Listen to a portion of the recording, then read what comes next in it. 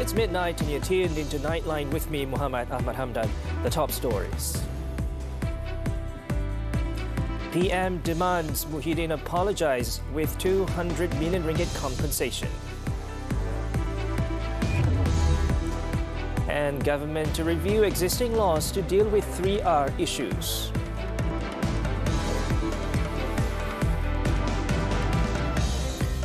Good morning. Prime Minister Datuk Seri Anwar Ibrahim is demanding an apology from Perikatan National Chairman Tan Sri Muhyiddin Yassin and 200 million ringgit in damages for damaging his reputation over the Federal Land Development Authority Felda Settlers debt waiver issue. This was stated in a letter of demand, LOD, dated July 21st, through law firm Messrs SN9 and Partners. The LOD was addressed to Messrs Rosli Dahlan Saravan Partnership, the law firm that represented Muhyiddin. Datuk Seri Anwar also demands an unconditional and unequivocal apology from Tan Sri Muhyiddin, which must be published in the newspapers. In the letter, the law firm said they had been instructed to commence legal action if they do not receive a satisfactory response within 24 hours of the receipt of the letter. Apart from the apology and monetary damages, Datuk Seri Anwar also demanded for Tan Sri Muhyiddin to retract his LOD and all the statements he deemed defamatory, as well as legal costs. On Thursday, Datuk Seri Anwar, who is also the Finance Minister, had demanded an apology from the PN chairman over the latter's claim on the settlement of Felda's debts. Datuk Seri Anwar said he had signed a debt waiver scheme for Felda settlers with accompanying proof. Tan Sri Muhyiddin, however, said he would proceed to file a defamation suit against Datuk Seri Anwar, claiming the latter had failed to submit an unconditional and open apology as requested. The government will review several existing laws to deal with race, religion and royalty or 3R issues to ensure relevance with the current development in the country. The changes to the legislations were also needed after considering the increasing number of provocation cases relating to 3R issues. In a statement on Friday, Minister in the Prime Minister's Department for Law and Institutional Reform, Datuk Seri Azalina Othman, said some of the laws put in place to deal with such issues, including the Sedition Act, Printing Presses and Publications Act, Communications and Multimedia Act, Electoral Offences Act and the Penal Code, were not revised since its enactment 7 decades ago.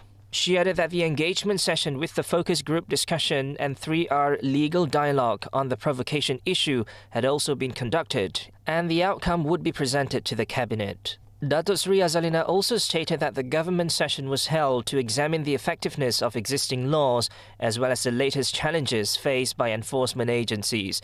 It was also conducted to explore alternative legal models in dealing with the issue by taking into account international standards and best practices. The minister further said that the government would continue to engage with relevant stakeholders for the direction of holistic policy and laws as a guide for the government to deal with issues pertaining to 3R. She stressed that although the government supports the freedom of expression of Malaysians as guaranteed under Article 10(1)(a) of the Federal Constitution, the rights must be used responsibly. Now, a one-stop centre will be opened for the Labour Recalibration Programme 2.0, RTK 2.0 verification process at the Immigration Department headquarters in Putrajaya beginning August 15th. Home Minister Datuk Seri Saifuddin Nasution Ismail said registered employers and employees can walk in at the one-stop centre without having to wait for an appointment call for the verification process. Jadi pusat verifikasi ini akan dibuka di lokasi terpilih dalam kawasan Lembah Kelang dengan dimulai oleh pejabat pembukaan pusat verifikasi RTK 2.0 di Ibu Pejabat Imigresen Malaysia Putrajaya dan seterusnya akan dibuka secara berperingkat. Lokasinya kami akan umum dari masa ke semasa. He was speaking to reporters after the 2023 Immigrations Day celebration in Putrajaya. Datuk Seri Saifuddin added that from January 27th to July 14th, the RTK 2.0 program had received and registered more than 379,000 applications, involving more than 51,000 employers and 720,000 workers.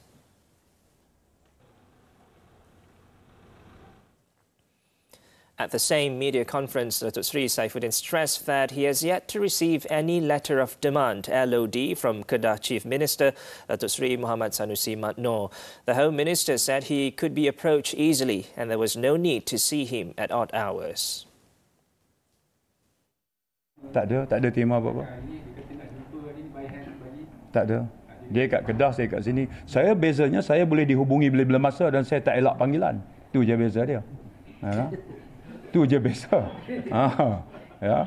Jadi tak ada timbul apa-apa, saya pun tak ada apa-apa lagi. Saya pun semalam di Kedah. Ya. Jadi banyak hari saya ada di Kedah. Hari ni di sini, malam ni ada di Kedah lagi. Jadi saya boleh didekati dengan mudah. Saya tak payah didekati pukul 3 pagi kalau saya lah, tak ada masalah. He was commenting on the LOD by Datuk Sri Sanusi's lawyer about the statements at his speech, at a press conference in Gua Cempedak and in written statements on July 15th. On Thursday, the caretaker Kedah Menteri Besar revealed that he had sent a letter of demand to the Home Minister for claiming to have proof against Datuk Sri Sanusi for stealing rare earth elements in Kedah and using 1.6 billion ringgit from the Malaysian Road Record Information System, MARIS. Commenting on the REE issue, Datuk Sri Saifuddin said he was puzzled by Datuk Sri Sanusi's actions, who had not explained the actual situation, including the recruitment of workers from China. He added it had been 72 hours since the matters were revealed, but the incumbent January State Assemblyman had kept mum, unlike his usual quick retorts on other issues. Datuk Sri Anwar Ibrahim said Malaysia can learn from Vietnam's experience in redeveloping the country after it was almost destroyed by colonial rule and conflict. The Prime Minister pointed out that Vietnam has made impressive progress in a short span of time following the period of chaos and is among the most successful developing countries in the world. Kemudian ada suatu dasar ekonomi yang boleh dan jelas yang boleh menggalakkan pelaburan asing dan ini nampak dicapai dengan baik. Jadi ada hal yang kita boleh pelajari dari mereka dan mereka tentu juga melahirkan rasa kagum kerana beberapa kejayaan Malaysia. Datuk Sri Anwar said this at a press conference with the Malaysian media on Friday before departing for home after a 2-day official visit to Vietnam at the invitation of his counterpart, Pham Minh Chinh. Earlier on the second day of his visit, Datuk Sri Anwar met the business community at the Malaysia-Vietnam Business Forum, where he invited them to invest in Malaysia. He then attended a meet-and-greet event with the Malaysian diaspora in Hanoi and highlighted the important role played by the citizens residing abroad to develop Malaysia Madani. The Prime Minister also paid a courtesy call on National Assembly of Vietnam Chairman Vuong Dinh Hue at the National Assembly building and relayed his wish for both countries to further strengthen diplomatic ties, which have been established over the last 5 decades. Datuk Sri Anwar and his wife, Datuk Sri Dr. Wan Azizah Wan Ismail, then spent an hour visiting Hanoi's popular Book Street. He then joined the Muslim community in Hanoi to perform Friday prayers at the Al-Noor Mosque, the only mosque in the city. His packed schedule during the visit ended with a courtesy call on Vietnam President Vo Van Thuong at the Presidential Palace. During the meeting, Datuk Sri Anwar also conveyed an invitation from the Yang di-Pertuan Agong Al-Sultan Abdullah Riayatuddin Al-Mustafa Billah Shah to Thuong to visit Malaysia this year to mark the 5-decade-long diplomatic ties between both countries. And earlier in a statement, Datuk Sri Anwar has applauded the United Nations Human Rights Council, UNHRC, for taking a firm stand against Islamophobia and condemning religious hatred following recent Quran burning protests across Europe. He, however, denounced the action of member states that chose not to back the resolution by claiming it infringes on the freedom of speech. Datuk Sri Anwar said that it was unfortunate that for every progressive step taken against Islamophobia, a fire of hatred ignites among those who hide their heinous acts behind the masks of free speech and expression, as demonstrated by the dissenting member states. He also said the disgraceful use of free speech as a shield leaves it vulnerable to abuse in order to justify hate and cruelty rather than opposing tyranny. The Prime Minister added Islamophobia is a poison that threatens Western nations as much as it threatens Muslims in whatever country they reside. On July 12th, the UNHCR adopted the resolution on countering religious hatred constituting incitement to discrimination, hostility or violence following the Quran burning incidents outside of Stockholm's Central Mosque during Eid-al-Adha celebration. Among the 47 council members, 28 member states voted in favor of the resolution, including Malaysia. 12 voted against it, while 7 abstained.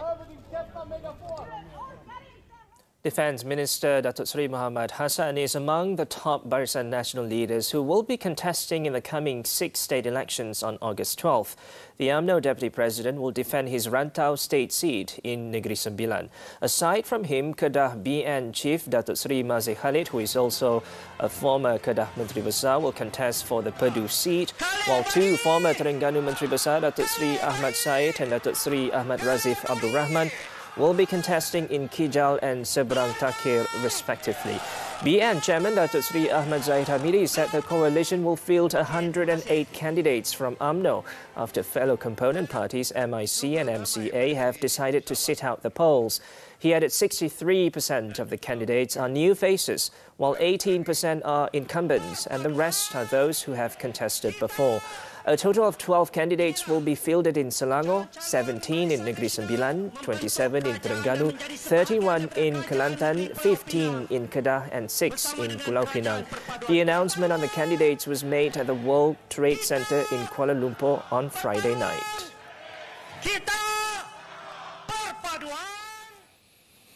Moving on, there is a lot to gain from leaving one's savings in Employees Provident Fund EPF for an extended period after retirement. According to a report by FMT Business, based on an average annual interest rate of 6%, one can see the savings grow by about 80% in just a decade after retirement, even if he stops making fresh contributions. EPF Head of Strategy Management Balkais Yusof told the news portal that contributors should take advantage of the potential growth of savings through compound interest. She said that the EPF has been paying an annual dividend of an average of 6% over the last 10 years. At the current dividend rate, a contributor who has 600,000 ringgit in his savings at age 55 will see his account balance grow to 803,000 ringgit if he does not make any withdrawal until he is 60. She added when the contributor turns 65, he will have 1.07 million ringgit in savings if he remains steadfast in not touching his nest egg. Balkais also said starting early and leveraging on compound interest are key to a more secure retirement. To further emphasize the point, Balkais said 100 ringgit a month contribution from age 20 to 60 will see the principal sum of 48,000 ringgit grow to 191,000 ringgit through compound interest. On the other hand, a 200 ringgit a month contribution from age 40 to 60 on an equivalent principal amount of 48,000 ringgit will see the savings accumulate to only 91,000 ringgit over the 20 years. However, she pointed out that the current state of affairs is worrying as slightly more than half of contributors aged 50 to 54 who are already approaching the age when they can withdraw all their savings have less than 50,000 ringgit in EPF savings. This translates to a monthly replacement income of only 208 ringgit or less over a period of 20 years, which places them in the absolute poverty category. Rare stabbing rampage in South Korea. This and more after the breather. Don't go away.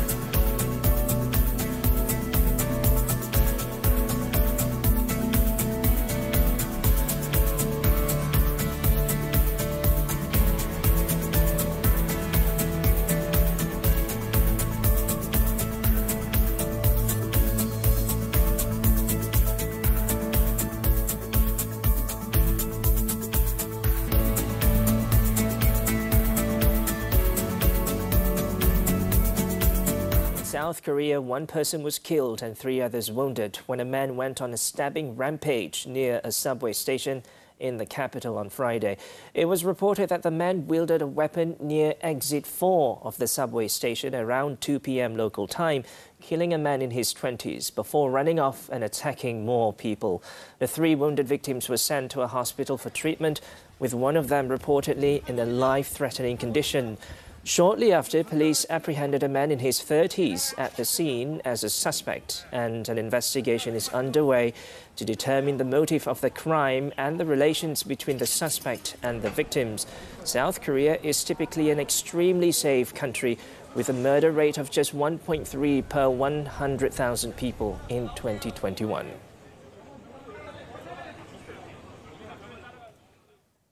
Moving on, Thailand's election-winning Move Forward party on Friday made way for runner-up and alliance partner Pheu Thai to try to form the next government after its leader's bid was twice thwarted this month by a military-backed Senate. Pheu Thai, Thailand's most dominant political party in the past 2 decades, said it would start lobbying lawmakers for their votes and identify what obstacles were ahead.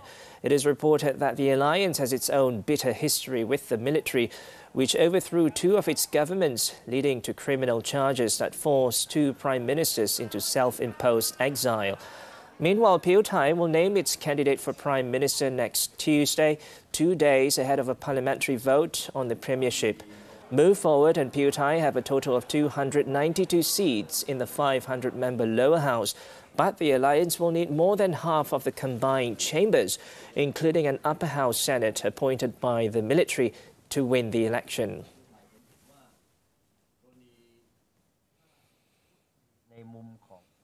British Prime Minister Rishi Sunak suffered a damaging political blow on Friday as voters rejected his party in 2 parliamentary elections.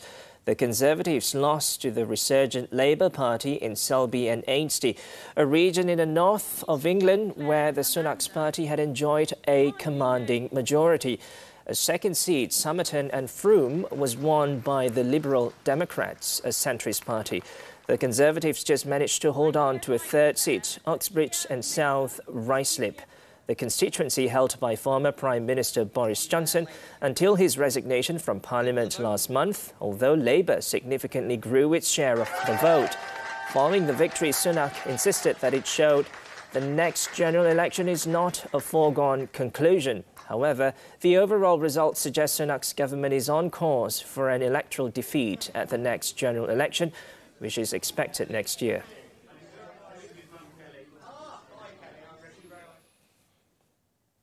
Tony Bennett, the American pop and jazz singer who became the torchbearer for the Great American Songbook during the 7-decade career, has died on Friday.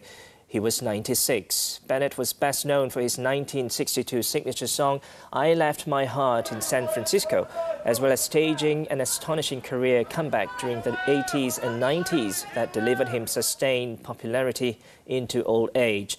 He won 19 Grammy Awards, including a Lifetime Achievement Award in 2001, and had sold more than 50 million records worldwide. Bennett was diagnosed with Alzheimer's disease in 2016, but had continued to perform and record through 2021 with his latest public performance with Lady Gaga in August.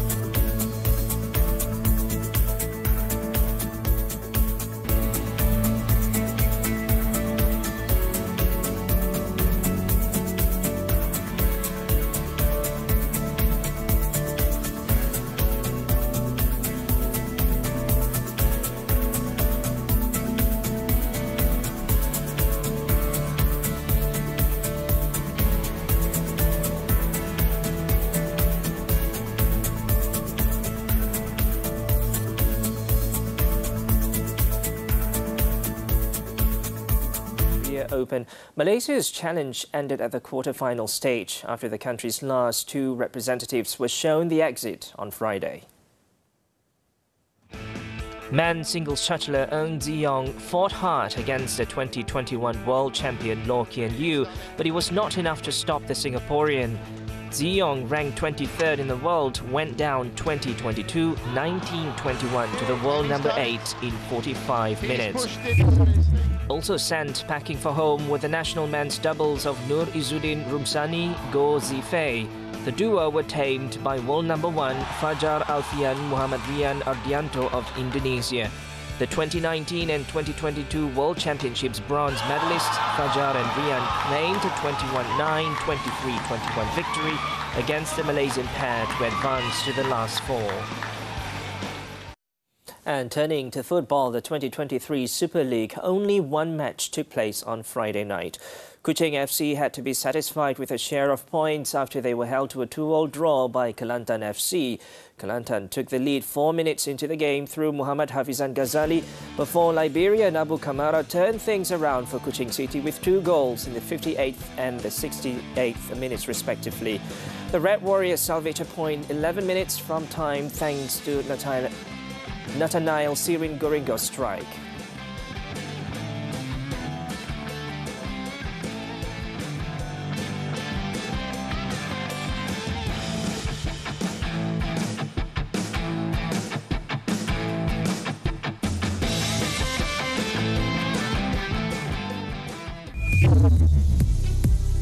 MMEA recommends writing the capsize MV Tongsung Don't Go Away.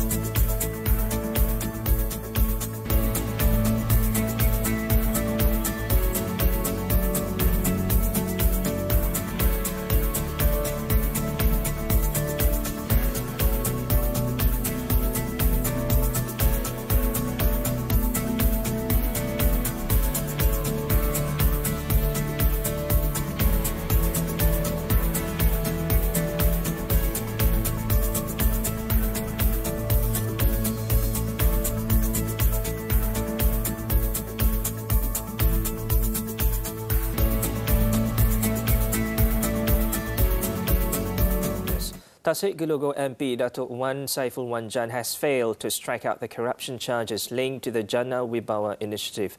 Sessions Court Judge Rosina Ayub made the decision after hearing lengthy submissions from both parties on Friday. With the development, the court fixed 8 days beginning March next year to hear the Tasik Gelogo Member of Parliament's case. The prosecution said 27 witnesses could be called to testify during the trial.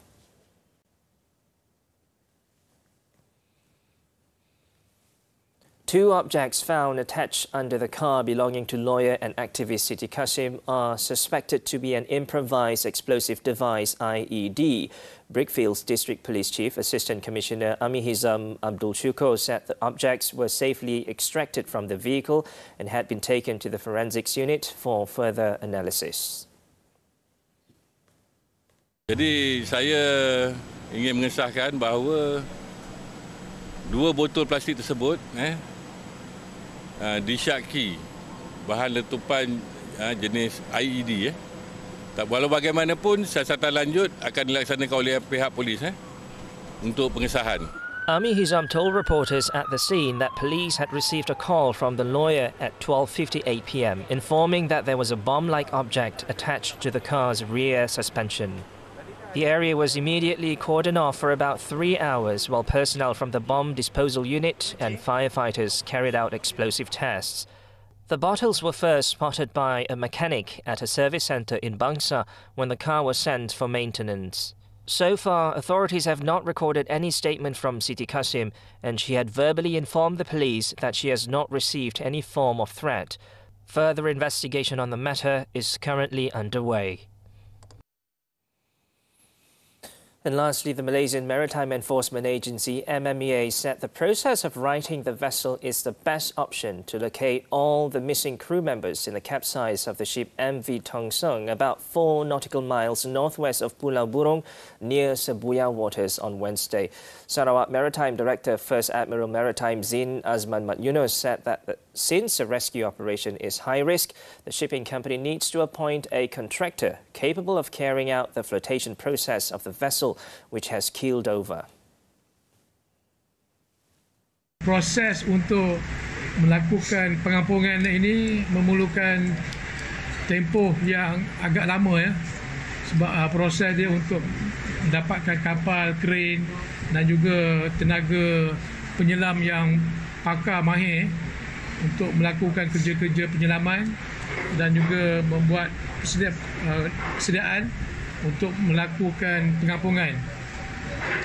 So, kita jangkakan proses ini akan mengambil masa.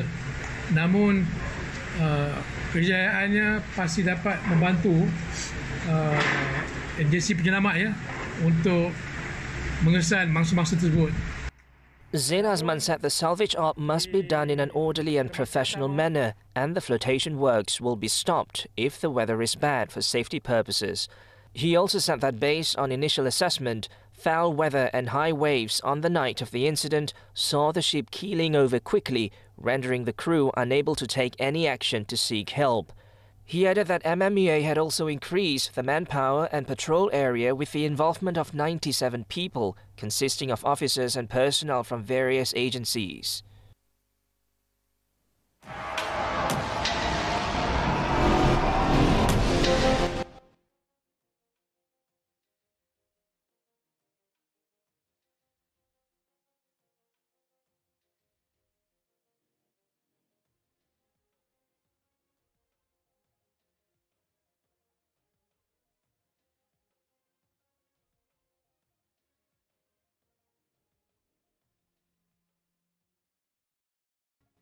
More than 150 works of art have been brought together for the largest exhibition of Arab art to take place in London. Titled Modern and Contemporary Art of the Arab World, the show is divided into 2 sections and features items from across the region spanning 80 years and various mediums. With that, I'm Muhammed, and thanks for watching and take care.